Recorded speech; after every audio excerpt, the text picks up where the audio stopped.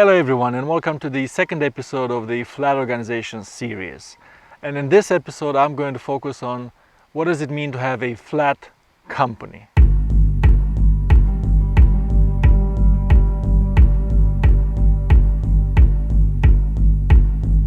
What does a flat organization mean when we talk about a business? Well, strictly speaking, it doesn't have to be a business. It could be an NGO, a government organization, but I'm mostly going to focus on and exemplify with businesses. Before we start, I'm going to have to warn you about two things. The first is that this episode is not going to end in a 5 steps towards a flat organization. Here's the recipe, go and apply it. I don't think that exists. I think this topic is just way too complicated, multifaceted, and full of nuances to summarize it in such a way. So it's going to be more like a conversation, a discovery of the many sides of what it means to have a flat organization and the options within each one. Now, it doesn't mean I'm not going to recommend anything. I'm going to recommend some things, but you know what I'm saying. And the second thing is that the topic of flat organizations is vast and it touches almost every angle of business. If you want to talk about business results, about measurements, about processes, about organization, about motivation, about communication, about leadership, about management, all these are influenced by one's desire to have a flat organization. Obviously, we won't be able to go into detail into all of those. Any of them could be the subject of many such episodes. So today is not going to be about going in depth in any of these topics, but mostly about a broad understanding of what a flat organization entails. So what does it mean when we say a flat organization? Well, the most basic common understanding of it is fewer layers of management. Fewer layers of reporting. The expression itself of a flat organization comes from looking at an org chart. And if the org chart is very vertical, there's a lot of hierarchy and a lot of reporting, then clearly it's not a flat organization. If the organization were flatter, we would have fewer layers of management and simplified reporting. And for some people, when they say a flat organization, this is what they mean. They want to simplify and reduce the layers of management. But as we're going to discover today, it's way more complex than that. Typically, in traditional organizations, you have a lot of structural and reporting and management complexity. Not only you have a lot of layers, so a lot of verticality, but there's a lot of overlapping responsibility and matrices, and we also have these kind of corporate functions like finance and HR and legal, which are highly centralized and highly influential in how the company operates. And there's a lot of process and procedures and rules and regulations. So there's quite a lot of things more than just the structure of reporting and the hierarchy of management that make that organization complicated. And when we talk about a flat organization, it usually goes hand in hand that if you want to reduce the management structure, you also want to reduce the other things like the processes, the rules, the regulations, the overbearingness of the corporate functions, and simplify it from all points of view. Now, some variations of what some people mean when they say flat organization go further than this. They go further than just, okay, let's simplify the management structure and the processes. They want to have very little to extremely low to ideally zero, if possible, management. They also redefine what management is, moving from the traditional control and decision-making role to a more facilitator kind of role. The corporate functions like finance and HR become more and more decentralized, and power gets more and more devolved to the teams. Even the teams themselves, in some variations of flat organizations, are self-organizing. So teams form and combine and split at the spontaneous initiative of individuals and not as management decides. So there's quite a spectrum here.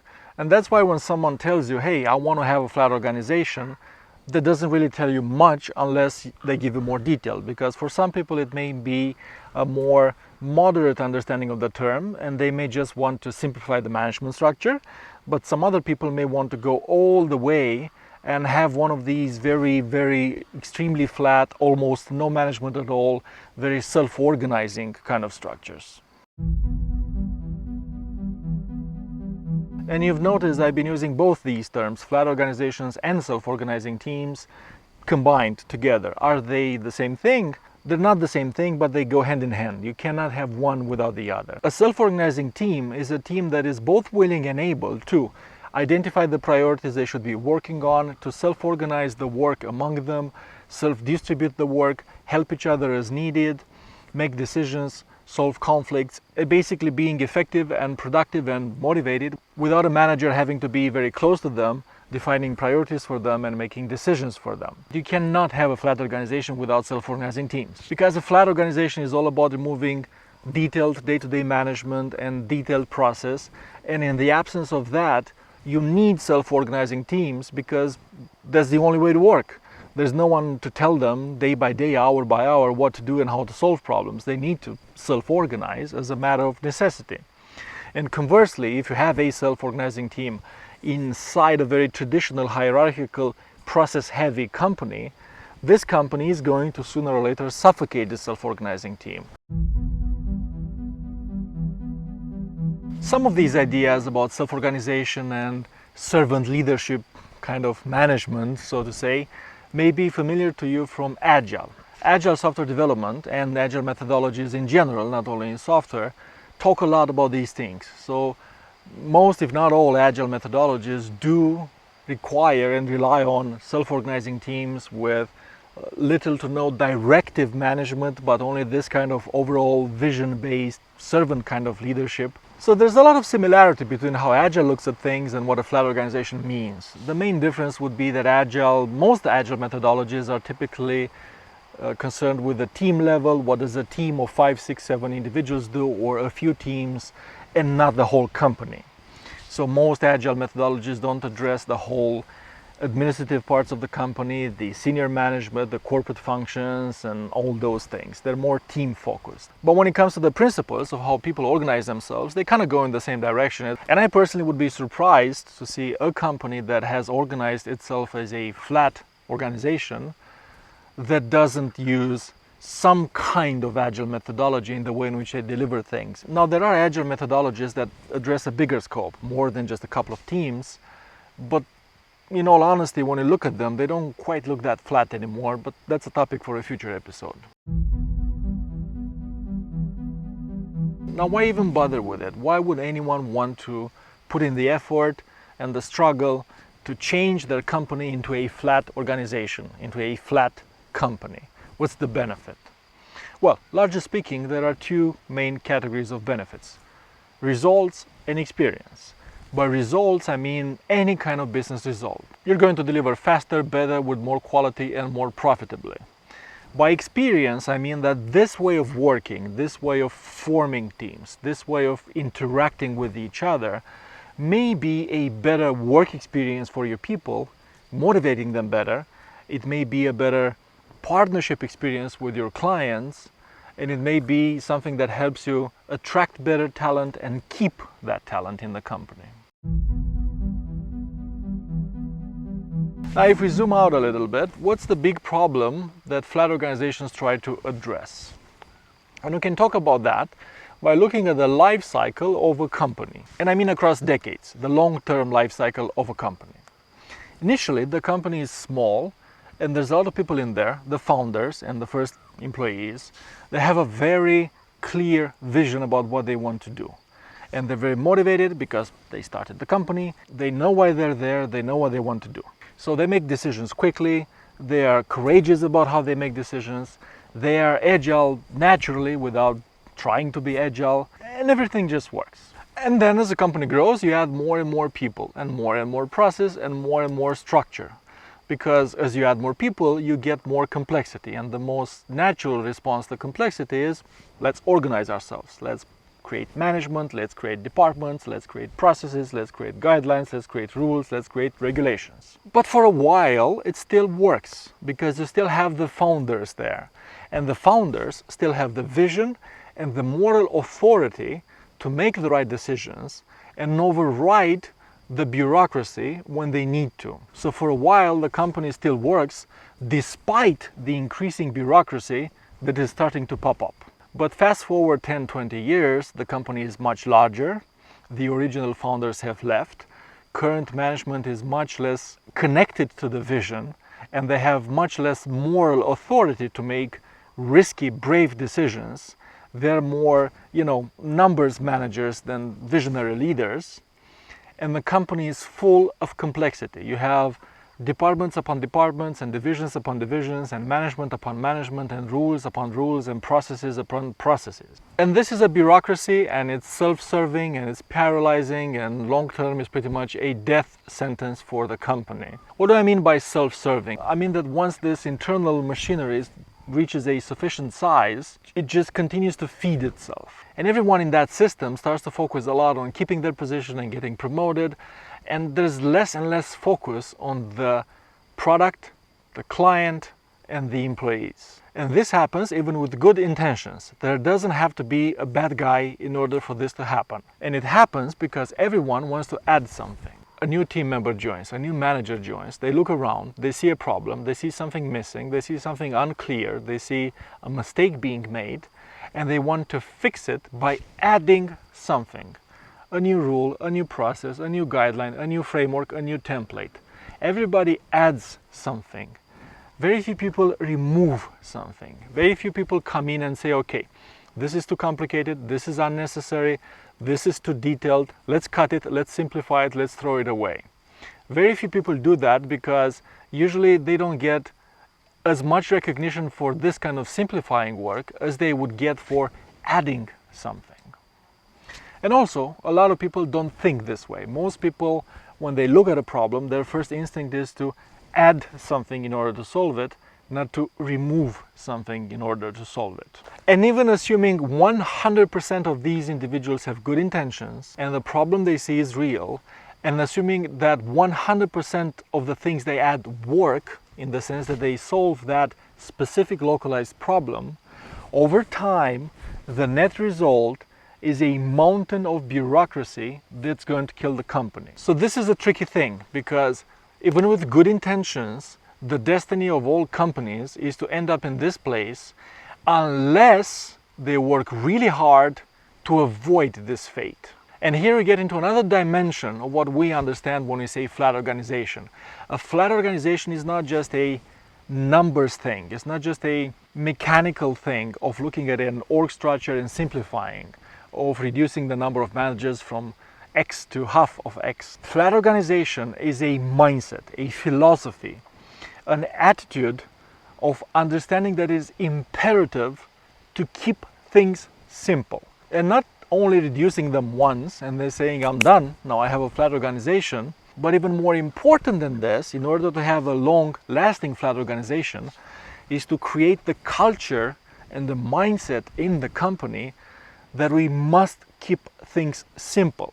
No matter what challenges we'll face in the future, we must always remember to address those challenges without increasing bureaucracy. So having a flat organization is not a once and done kind of deal, like, okay, I got in the consultants, we spent 3 months and we flattened things, thank you so much, job done. That's just the first part of it. The second part of it is having the right culture to maintain that kind of organization. And it's not going to work without trust. Trust at all levels. Trust between two team members. Trust between two team members of different teams. Trust between two different managers. Trust between employees and client and employees. It's not going to work without trust.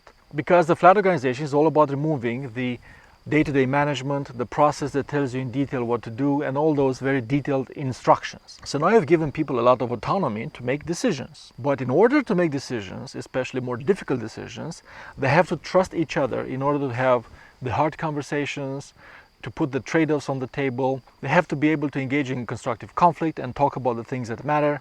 And that's not going to happen without trust. So if you have a culture that lacks trust and people hide behind processes and rules and regulations, and generally they're not willing to be vulnerable and honest with each other, that's not a culture that's well suited to a flat organization. And if you want to move to a flat organization, you're going to have to address culture as a particularly critical part of it. Now, when it comes to motivation and human factors, there's a lot of research out there that says that most people in most situations don't like to be micromanaged. This would mean that a flat kind of organization would, in theory at least, be good for motivation, because flat organization means no micromanagement. It means a lot of autonomy. How much autonomy? Complete autonomy, extreme autonomy? I think there's a gray area in there. I don't have a answer that I can give you with 100% confidence, but from my interactions with experienced good professionals, I see broadly two categories. Almost no one wants to be micromanagement, so that's easy to throw out the window. But when it comes to, do you want a lot of autonomy or extreme autonomy, people usually fall in two camps. One camp is, I want extreme freedom. I basically want almost zero management. Yeah, give me the overall objective, tell me what I need to get done in 3 months or whatever, but leave me alone. Another camp of equally competent and smart people wants some more management or some more leadership. I'm not going to get into the semantics of management versus leadership here, but they don't want that kind of extreme autonomy. Not because they wouldn't be smart enough to handle it, but because they actually see some value in some level of more involved management, not micromanagement by no means, but more involved than the first camp wants. So I don't know which one is best. I think you should talk to your people, understand their situation, understand your business, but somewhere in this area. There's also another aspect to consider here, which are the expectations of society. So assuming that the expectations of most talent out there, most professionals out there in your industry, in your country, wherever you work, are going to be to work in flat organizations, just assuming that, then you will have to have a flat organization because everyone expects it. You won't be able to hire anyone if you don't. What I call the strict approach to a flat organization is to adopt a recipe. The most famous recipe out there is holacracy. And it's a full system of how to have a very flat organization with a bunch of rules and principles and guidelines and things you can just take, customize them to your situation to some degree, but basically you get that book, so to say, and you got a solution. My personal preference, if you want to adopt a flat organization, is not a strict approach, but a loose approach. And what do I mean by a loose approach? I mean, educate yourself from everything. Inform yourself from as many sources as you can. Look at as many examples as you can. Involve as many of your people as you can in the conversation. Bring consultants if you want. But the final decision should be your own custom solution that is suited to your situation, to your business, to your clients, to your people, to what you need and what works for you.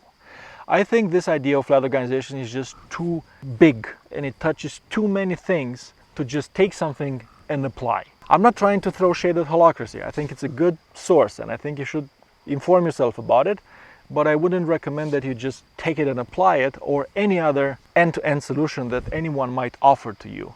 I think this is one of those critical things that you must really understand, internalize, and customize for your situation. And expect implementation to be difficult and critical. Don't focus too much on the sexy part, the workshops, the brainstorming, where you kind of draw things on the whiteboard and this is how the company is going to look after we're done with it. You know, I understand that's attractive and it's important, but not as important as implementation. As we've been talking throughout this video, moving to a flat organization is not just an engineering challenge, a numbers challenge, like a couple of clever people drawing the right structure and we got it. It's a lot about the people, their culture, the way they interact with each other, the way they make decisions, the way management works, how people engage in conflict, how they solve conflict, how they self-motivate, how they self-organize.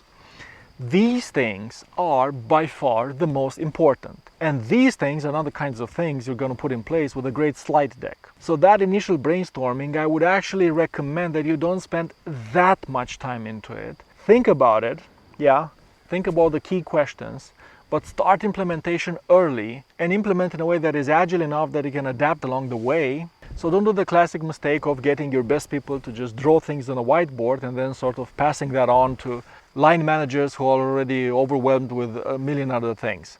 You need everyone on this for the long term. When it comes to examples and resources, I'll mention holacracy again, which is like the most famous of the complete solutions out there.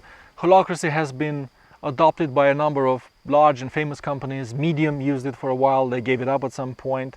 Zappos adopted it with mixed results. We'll talk about that more in future episodes, but they did adopt it and they're still using it. Another awesome example is Ricardo Semler and Semco. Ricardo Semler is the owner and CEO of Semco, a large Brazilian industrial conglomerate, and they've been doing a very advanced and in a way extreme version of a flat organization for quite some time now. And what's really cool about this example, not only that it has worked, is that Ricardo Semler gave a number of speeches and even wrote a couple of books about it, so you can inform yourself quite easily about what they did and how it worked.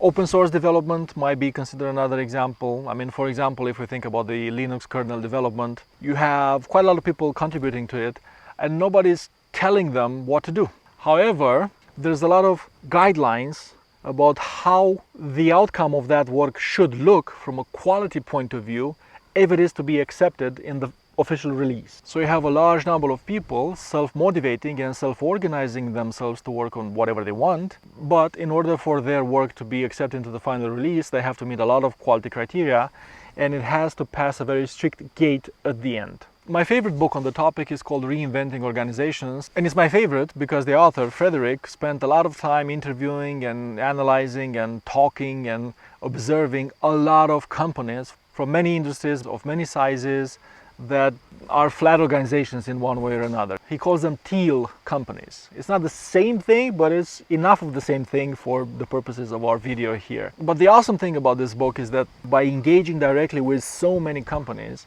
he's been able to observe real life examples, so it's not just theory or his ideas, and extract the commonalities. What do these companies do that works? And as the core things that make it successful, he ended up on pretty much the same things we talked about here, which is that day-to-day culture of the self-organizing teams and how they self-motivate, self-direct themselves, make decisions, and work with each other even when times are tough. So there's the book itself, Reinventing Organization, and there's also a wiki about the same thing, and I highly recommend that you read one or both of them. In conclusion, moving to a flat organization is a complicated thing that touches every aspect of your business. It's a process thing, it's a management thing, it's a cultural thing, it's everything. And because of this, if you want to do it in your company, you should do it for the right reasons. Don't do it because it's cool, don't do it because it's fashionable, don't do it because the other company is doing it. Do it for the right reasons, because you think it's going to be good for your company in some way. Educate yourself in all the options out there. Talk to people with experience, talk to consultants if you want. But at the end of the day, choose what's right for you. Customize your own solution based on your situation, your people, your clients, your business, your products, your services, your strengths, your weaknesses. Don't just take something and apply it as a whole. It's highly unlikely it will work out well. And whatever you do, prepare for a long implementation. This is all about implementation because it's all about culture and people and the daily habits and the daily interactions. And those things are things that you need to invest time in and stay close to them on the long run. This is not something you're going to fix with a clever solution on the whiteboard. This is just 10% of it. And next time we're going to explore the topic even further from the point of view of an analogy with Eric Raymond's famous article, The Cathedral and the Bazaar. Now, when Eric wrote this, he was talking about the two ways of writing software.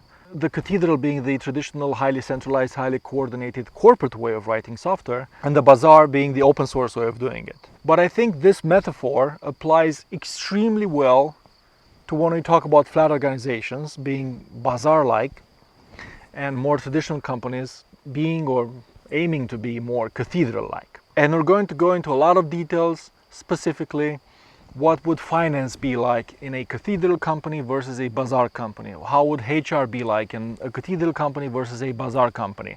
How would you form a team in a cathedral company versus a bazaar company? How would you make a decision? How would you come up with an initiative? How would you do a lot of things, specific things, in one versus the other?